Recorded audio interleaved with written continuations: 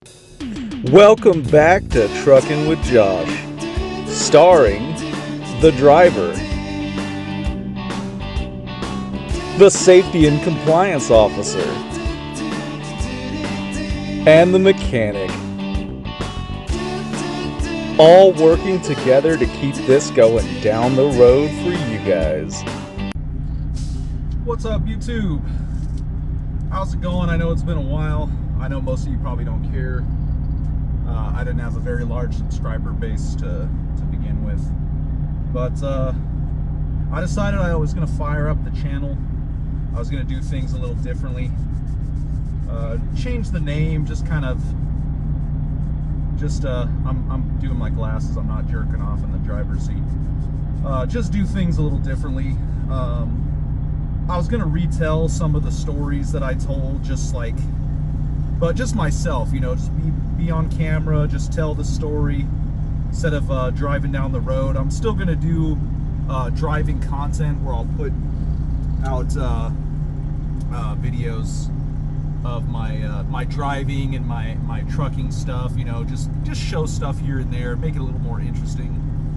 I kind of got like an upgrade with my boss. Previously, I drove for his brother. He was still the boss, but his brother ran the dry van side of their company, and he runs the reefer side of the company, which is a little different than the dry van side, in the sense that you kind of have to be like a big boy to be on the reefer side. The equipment is a little different. Some of it's rough. Like the truck I'm in now, I'm in a 2000 Freightliner Classic, and I mean, it's a cool truck, don't get me wrong. I like it because I'm like a little kid with trucks. I love them. I love to drive them. I love to be in them. You know, the cooler they are, the better it is for me. And so for me, this thing's got a Detroit 60 series and a 13-speed transmission, and even though it looks like it's been through a boxing match with Mike Tyson, I still think it's fucking cool. You know, that motivates me to work, is when I know the truck is at least cool, right? And but you're a little more like hands-on with the job. You know, you have more control of where you go, you know, more control with the loads, things like that. You're kind of like an unofficial well, no, I don't even forget I said that, but it's just a little different, right? And my boss has always been a good guy. I've been trying to transition out of like being in the truck for extended periods, and he has made efforts to try to help me out. Like he had me doing just back and forth from California to LA, you know, LA area to down here to Tucson where I live. It just wasn't working out. The loads weren't consistent. It was contracted through Swift, so even though I'm working for him, I had to follow all of Swift's little stupid rules. One of the things that they did was they had me pick up empty trailers in their Phoenix yard over there on 75th Avenue. If any of you work for Swift, or you know about, you know where they are in Phoenix there. And because I was an outside contractor, I wasn't a lease operator, I wasn't directly attached to Swift, I wasn't a company driver, yada, yada, yada, I wasn't allowed to enter the yard. And so I would have to pull in to the front area outside their fuel island there, and I'd have to sit out there and wait for the yard guys to bring the trailer that I was supposed to take. And then in that case, I also didn't have any control over what trailer I was going to take. So any of you that know drop and hook, you got to look at some of them trailers before you pick them up, right? But of course, the yard guy doesn't give a damn. He's just going to bring me the first empty trailer he finds, and if there's something wrong with it, that was a whole nother headache to try to deal with, because I couldn't take it to the Swift shop because I didn't work for Swift, and they wouldn't usually take the trailer back to the shop for you and then let you, you know, bring you another one.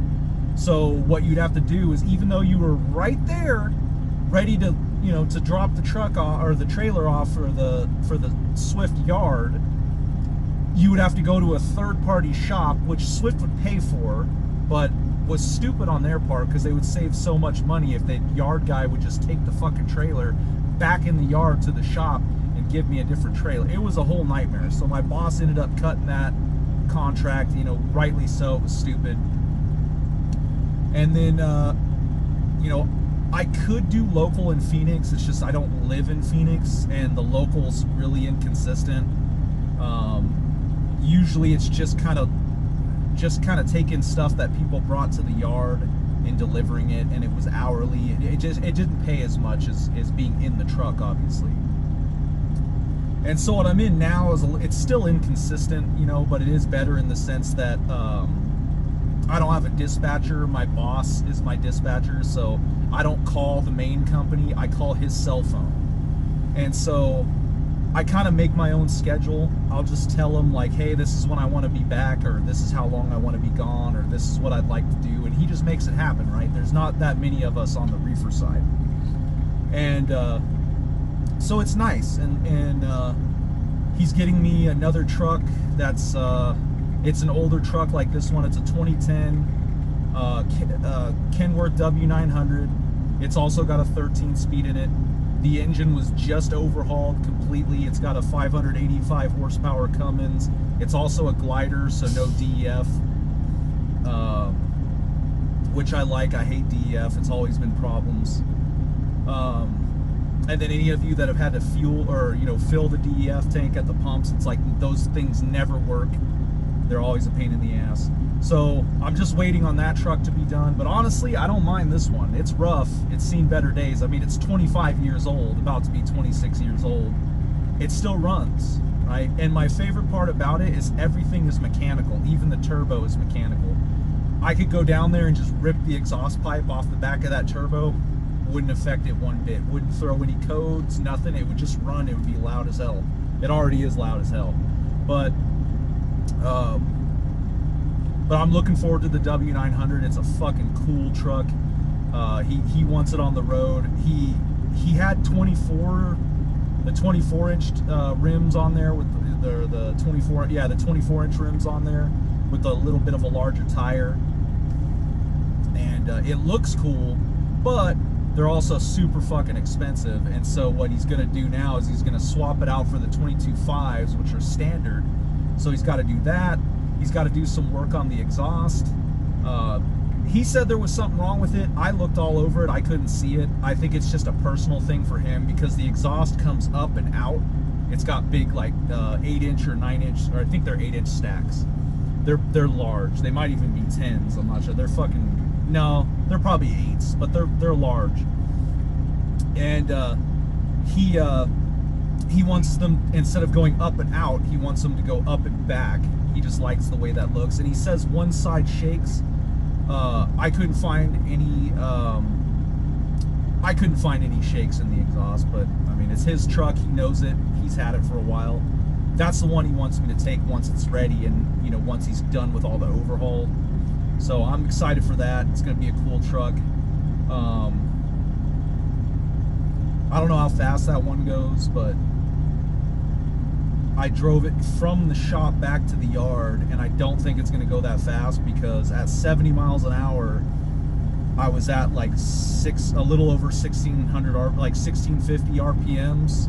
So if you keep accelerating, you're just going to be screaming at high RPM and wasting fuel. I know this fucking beast right here, at 67 miles an hour, I'll get about 6 miles to the gallon. At 75 miles an hour, I get like 4 miles to the gallon. So I got all the power, but I can't really use it because it's too fucking expensive.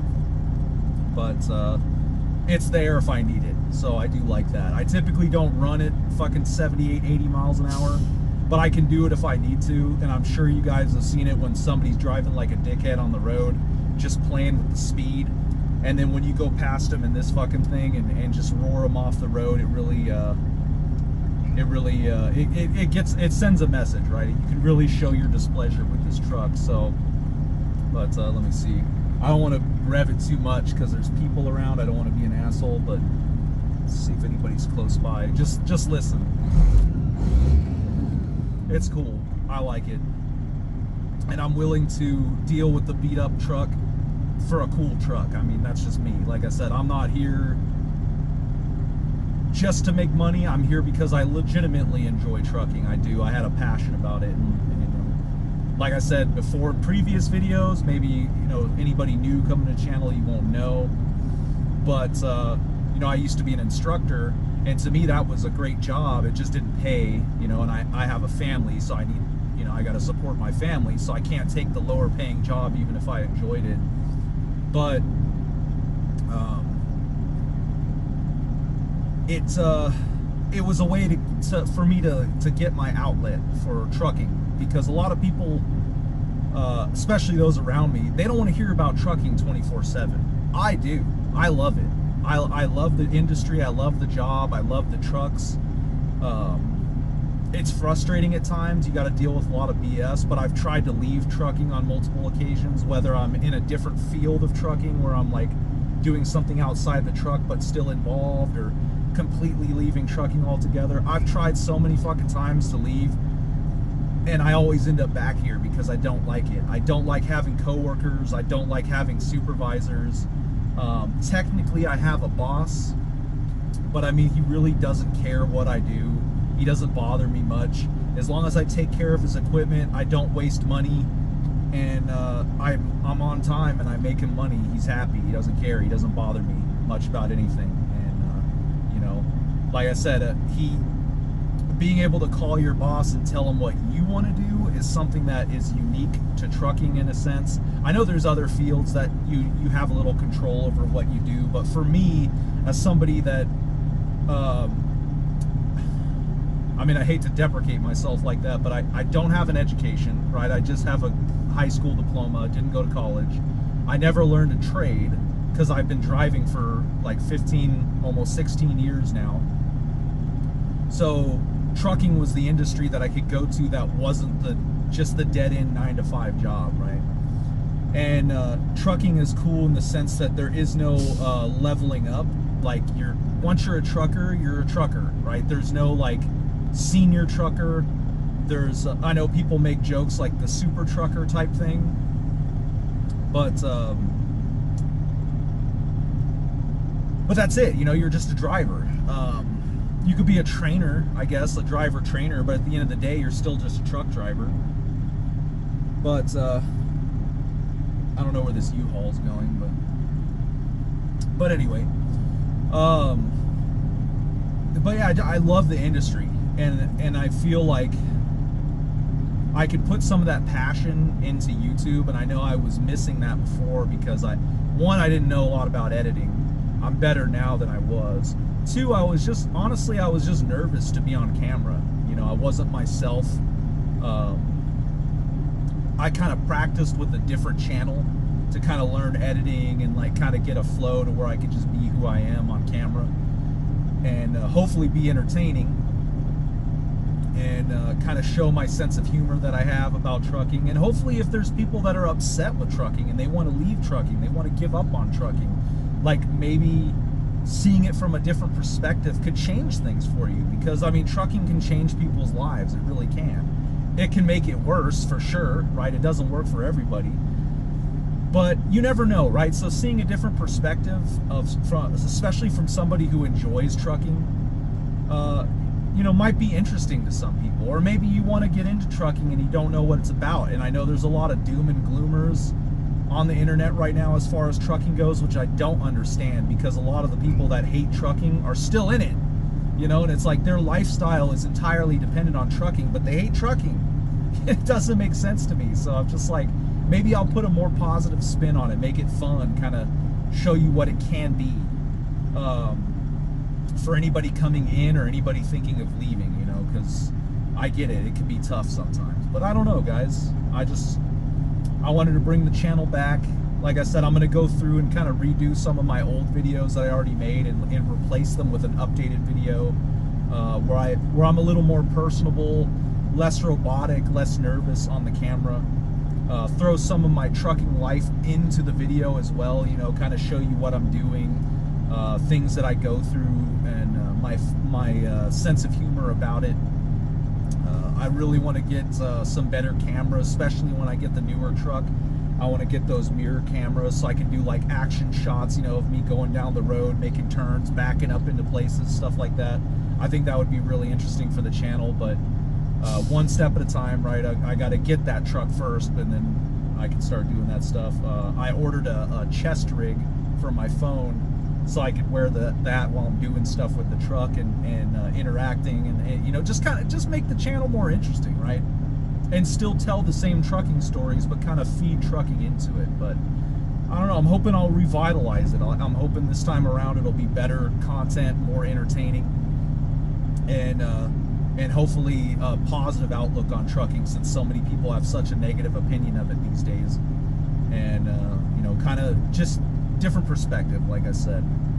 But anyway, guys, I hope you guys watch the new channel. I hope if you're already subscribed to me that you come back and realize I'm back. If you're finding me for the first time, hopefully you'll like the content that I'm putting out and end up subscribing to the channel.